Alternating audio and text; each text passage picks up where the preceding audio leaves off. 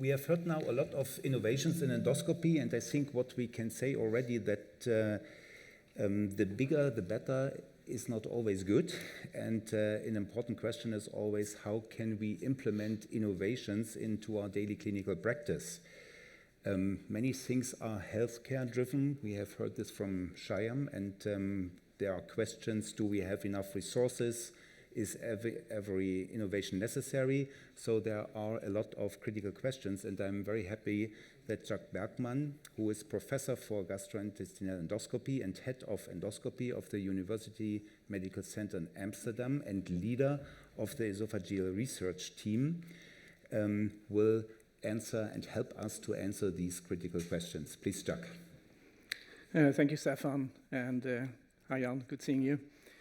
Thank you for being the closure of today's symposium, speaking to you about less is more in endoscopy. Let me start out with a disclaimer. I really enjoy working in endoscopy.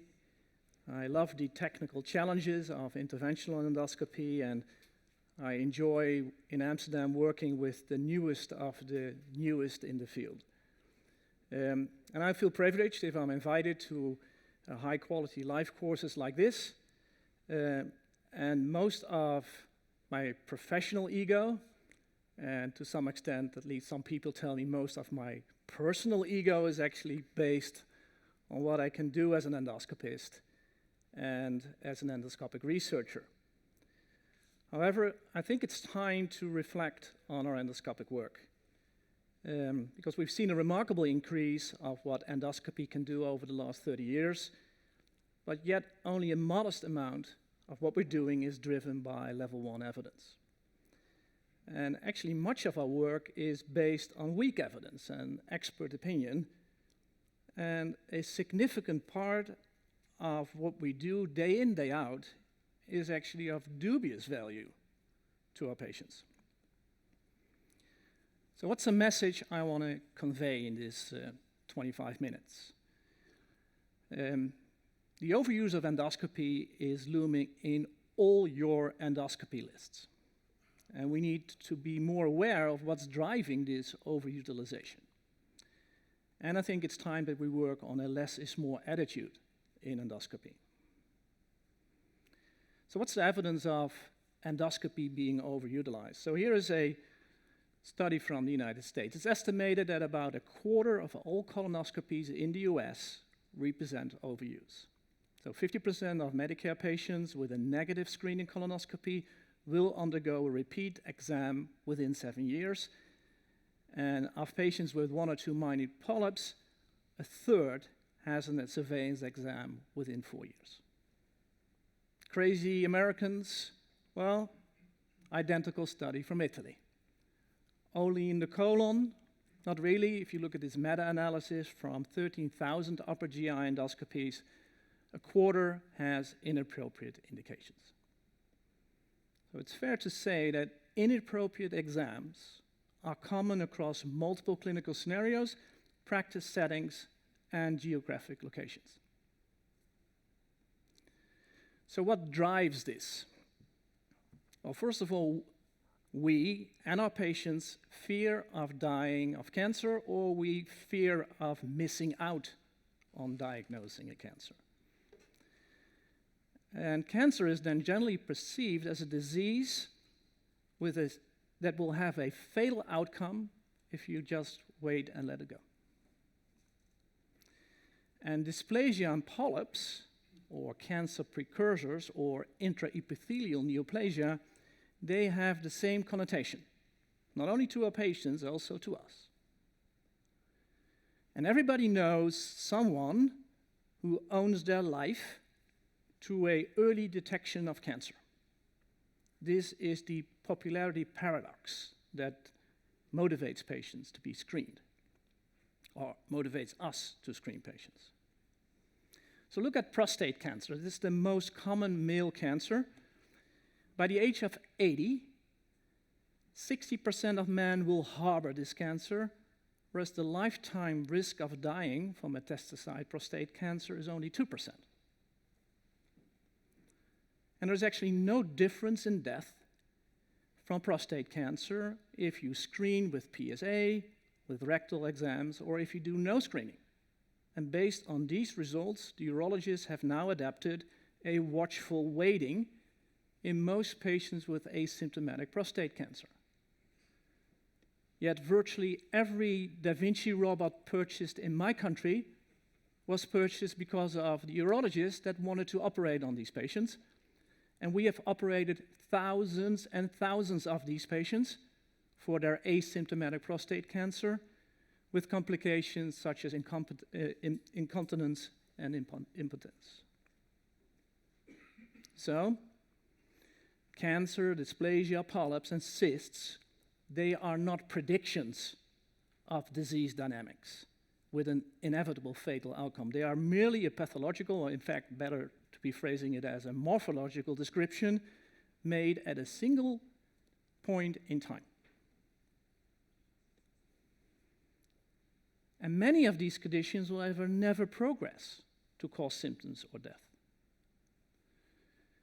So the question becomes, are we dealing with a relevant disease state?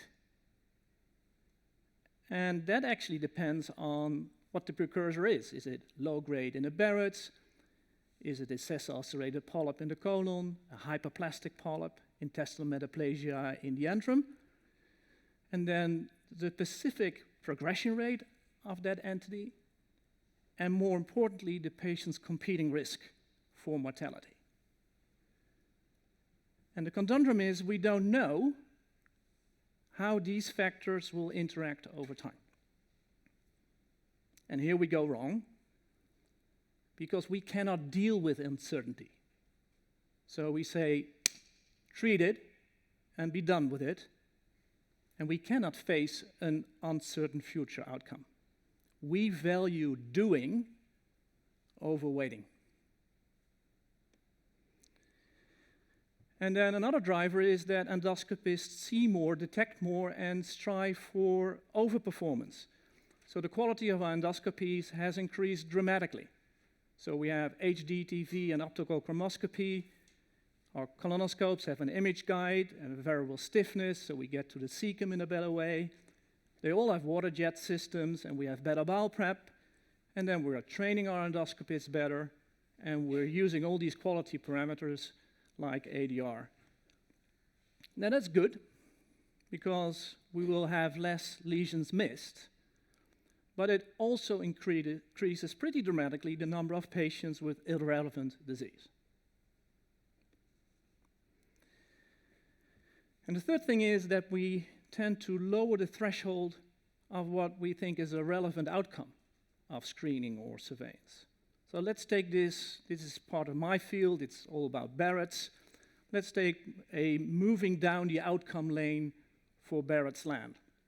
So the initial goal for Barrett's surveillance is logically to find an invasive cancer in a patient with a life expectancy long enough for that cancer to become a condition that that lesion becomes larger, symptomatic, and that the patient eventually would die. This is what we want to prevent. But if I do an EMR on an 85-year-old, that's highly questionable for a cancer, asymptomatic. It's not that much different from the asymptomatic prostate cancer. The patient will likely die with his cancer instead of from his cancer. And the same holds for RFA for low-grade dysplasia or RFA for non-dysplastic Barrett's. The majority of RFA cases in the United States is actually done for non-dysplastic Barrett's esophagus, moving down the outcome lane as a driver of overutilization of endoscopy. So by inflating the disease reservoir, we intervene at unnecessarily high rates.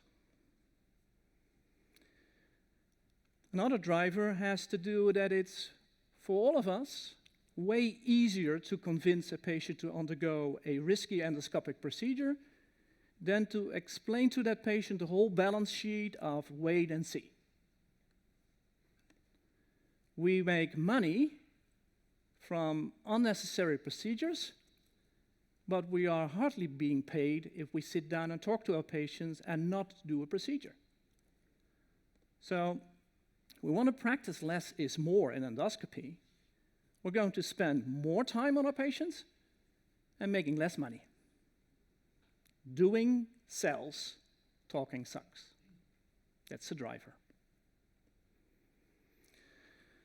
Now, what are the downsides of doing all these unnecessary endoscopies? Well, logically, they're pretty useless to our patients and they increase healthcare costs. It also contributes to the carcinophobia of our society, and they cause harm to our patients. Now, I want to speak to you with the hidden damage of unnecessary endoscopies. So not the directly related complications that we all know.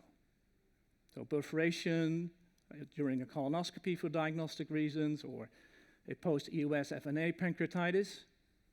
Now I want to speak to you about the bigger, hidden part of the iceberg. So like a CVA after stopping the anticoagulant therapy. Or a patient that at night, preparing for his colonoscopy the next day, stumbles in the toilet and breaks his hip. And the psychological stress and fear of the investigations or the fear of the disease. Far-fetched, too small to be relevant, of dubious causal relation, difficult to measure. Wake up. We underestimate the harmful effects of our unnecessary endoscopies. We all do. So the inconvenient truth here is that we and our patients, we drive this endoscopic overconsumption because we overestimate the risk and the severity of these precancerous conditions. We also overestimate how protective and how positive effect our endoscopies are. And we underestimate the negative effects of our unnecessary endoscopies. So the perceived gain, which drives all of this, is for the few, and that's clearly visible. These are the patients that have their lives saved by these early cancer diagnoses. But the collateral damage is hidden, and that price is paid by all. So can we change that? How do we mitigate this? First of all, we need to raise disease thresholds instead of lowering them. Again, Barrett's land. Don't take a biopsy from a small triangular extension or anything less than 1 centimeter. Lower the threshold for screening. And then only survey if this larger than 1 centimeter extension of Barrett's actually contains intestinal metaplasia, so raise the threshold of surveillance. And only treat low-grade dysplasia if it's confirmed by an expert pathologist and reconfirmed at a second endoscopy. Raise the threshold for treatment. Now, most of these thresholds find their origin in pretty arbitrary decisions made by our guideline committees. And they are generally based on expert opinion only. And there is a frustrating tendency to lower these thresholds over time. So here's a paper published in PLOS over a couple of years ago from the United States looking at US guidelines over a decade for the 25 most common healthcare conditions like diabetes, hypertension, depression. More than 75% of these new guidelines expanded on the definition of the disease. The best example I could find is this 2018 American Cardiology College and the American Heart Association redefining what hypertension is, lowering the threshold from 140 over 90 to 130 over 80. The day after the guideline was published, 31 million healthy Americans suddenly became patients and had hypertension.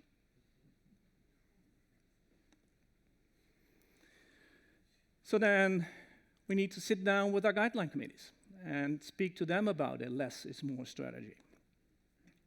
Let's put them in a room for a weekend and say, you can only leave this room if you come out with a new guideline that reduces the endoscopic burden of your disease with 25%.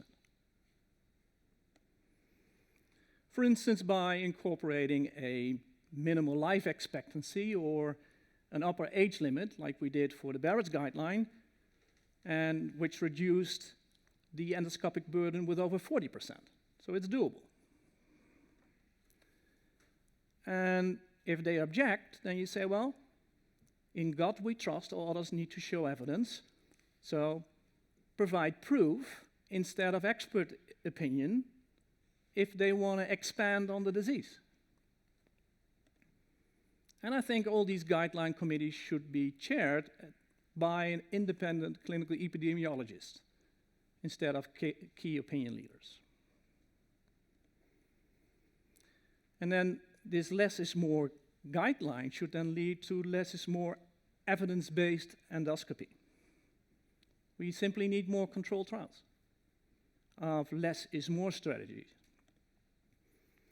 So if the guideline committees do what we asked them to in that weekend in which they wrote a new guideline for the disease and they reduced the disease burden with 25%, then let them design, and with their GI societies, an appropriate less is more studies, and then have these GI societies go up to the healthcare providers and governments to get these funded, because the adjusted guidelines save them money.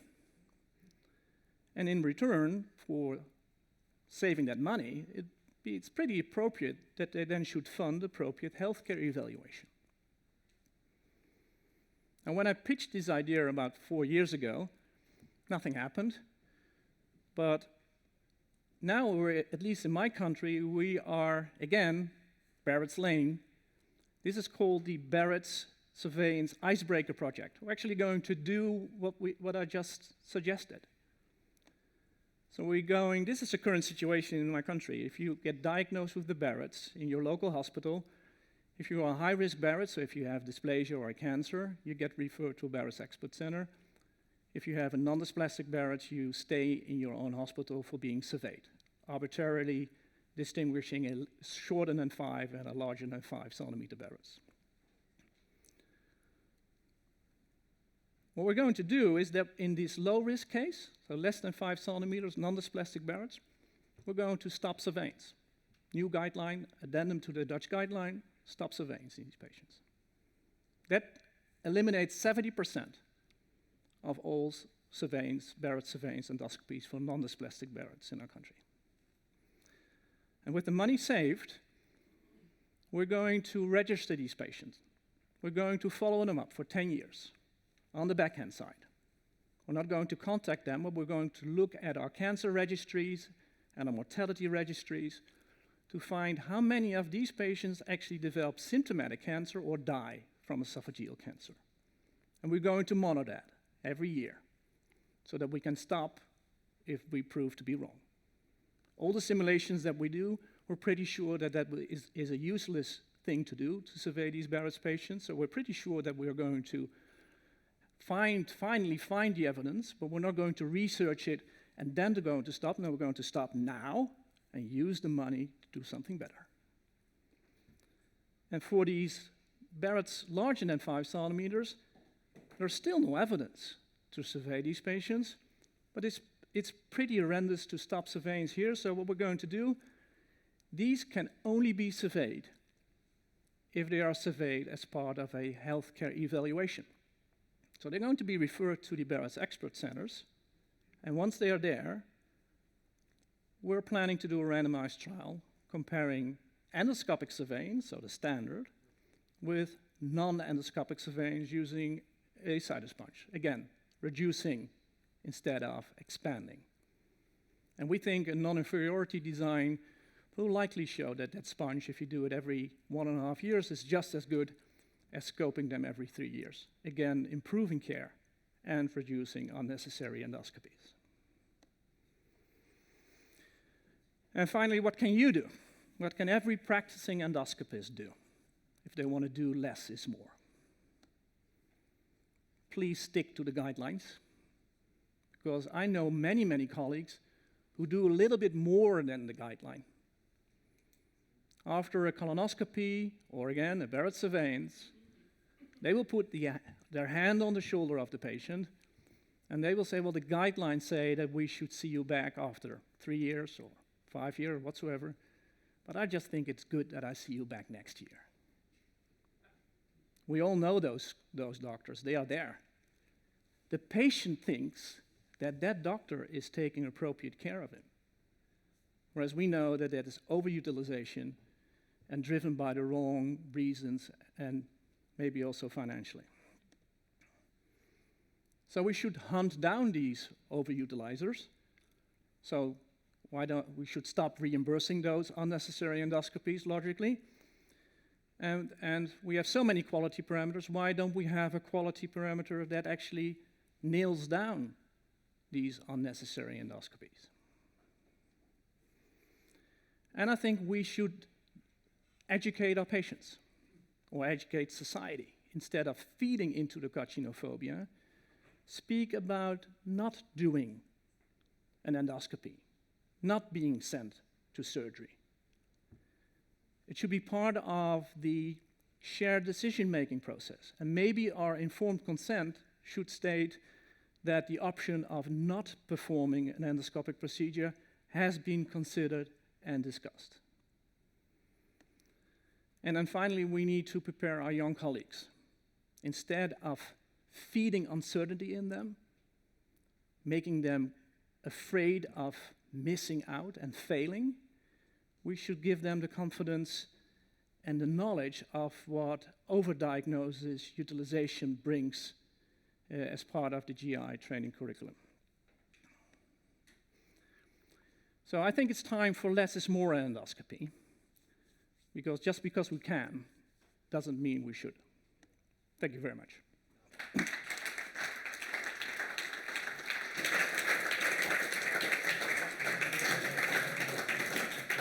Thank you, Jacques, for this outstanding presentation. There's a comment from Dr. Rajabali from the internet, and he says, excellent eye-opener. I think we cannot better say thank you for this revolutionary presentation. My question is to you now, if you decrease the surveillance of Barrett's, what will happen or what will you tell the patient? Because I'm sure one patient will come back out of this group and will have a Barrett's cancer, which was overlooked in the previous endoscopy. There's two answers to that.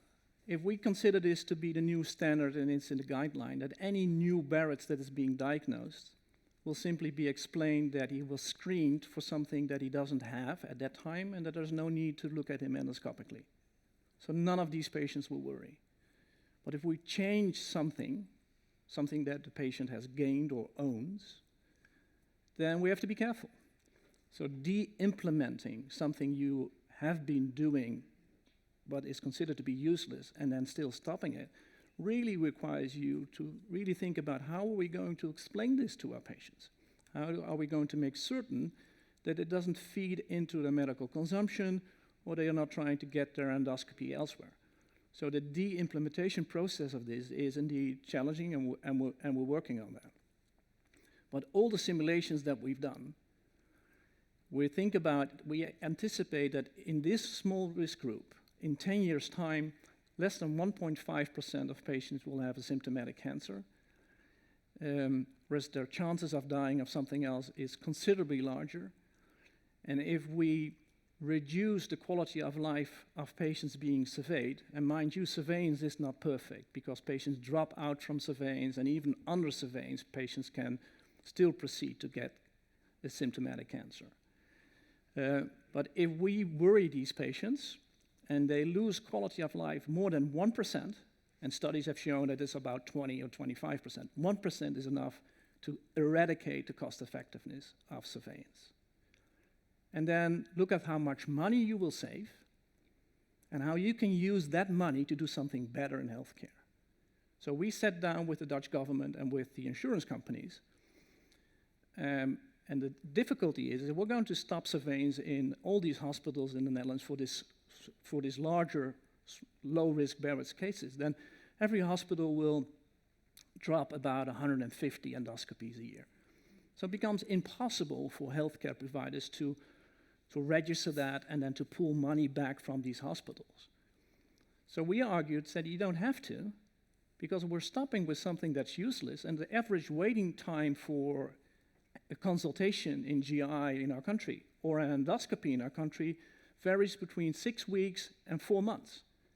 So if we pick just a random patient who's on the waiting list, care for that patient is going, per definition, going to be better than the care that we are not longer providing to this low-risk group. So if you put all of that together, the basic answer to your patient is, we cannot cover everything. We have to make choices in life. We have to make choices in healthcare. And we've chosen, with a lot of people that thought about this, that this is not an appropriate investigation for you. And yes, some people will lose their lives because of that, but we're going to save many, many more for doing something better. Horst.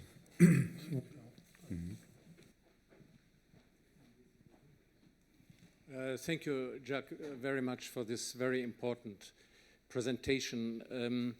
So as you well know, there are a lot of studies done in the US on this issue, determining the quality of life, adjusted life years for many screening procedures, new interventions, and so on. And Cheyenne maybe better explain it, but it's considered if a strategy costs more than 100,000 per QALY, then it's not justified to introduce a new surveillance strategy or treatment approach. So this is the same thinking, although I don't see any consequence in the United States following that. But would this be an option? These are hard parameters, the QALYs. Sure, if you have adequate data on both sides of the choices that you have, and generally we don't have that. In fact, in my country, I don't think we should be willing to pay 100,000 euros or dollars for a quality of life saved, because we simply will not be able to put the money on the table. We are now thinking that the person who will reach an age of 150 years, that he is already born. My sons will likely become over 100. There's no way that we can continue with healthcare as we're doing now. And the knowledge agenda of the Dutch Society of Gastroenterology is purely driven now by eliminating useless care. So we sat down with the whole GI society of our country, and we spoke to patients' associations, etc. There's a standard way of doing this. All the professional societies in our country have to do that. And we said, we're going to do only reduction of useless care. And our society accepted that. And this Barrett Icebreaker project is one of the 9 questions that came out of this. And now we're trying to push this to get actually being done. We had no issues finding 9 questions. We all hate these indications. I've never met a gastroenterologist, at least in my country, who said, I really love Barrett surveillance. This is really very useful. Everybody, when we reduced the burden of the disease with 40%, everybody said, at last, finally, we're going to make diseases smaller. So a lot of the knowledge here is here in your belly, in your gut. You know that it doesn't work. And that at some point, we don't need the evidence to stop doing that. So instead of our normal way of doing it is write a study, find a grant, wait a year, your grant gets rejected, you try again. After 2 years, you get the grant. You do the research, it takes you 5 years. And after 5 years, you find out that, indeed, it's useless. This is not the way how we should be changing this. No, we should stop for what we know is unnecessary, and then we should monitor that that decision is wise. Then we're saving the money, we're going to run research that otherwise will be impossible, and we're going to have a lot of money that we can spend on better stuff. So I just object to having put data on the table which are biased in any way, whereas everybody in that guideline committee knows that we can do it. We sat down with all the Dutch Barrett's expert centers, everybody said, yeah, you're right, we need to stop with that. So I'm pretty sure that there is, and we're going to do the same thing for pancreatic cyst. We're going to do the same thing for analysis of dyspepsia in patients younger than 50 years. So we're actually going to, if this flies, we're not letting go of this. And in our country, we are pretty privileged that we actually can do this, because the way healthcare is funded allows doctors not to directly make money on the care that they provide to their patients. So I'm a kind of Don Quixote chasing the windmills, but then I'm living in Spain, and it at least flies in my country. Thank you, Jacques, for this outstanding presentation, and I thank you for the discussion. We are at the end of a wonderful symposium. Thank you very much, Olympus Company, to make it possible.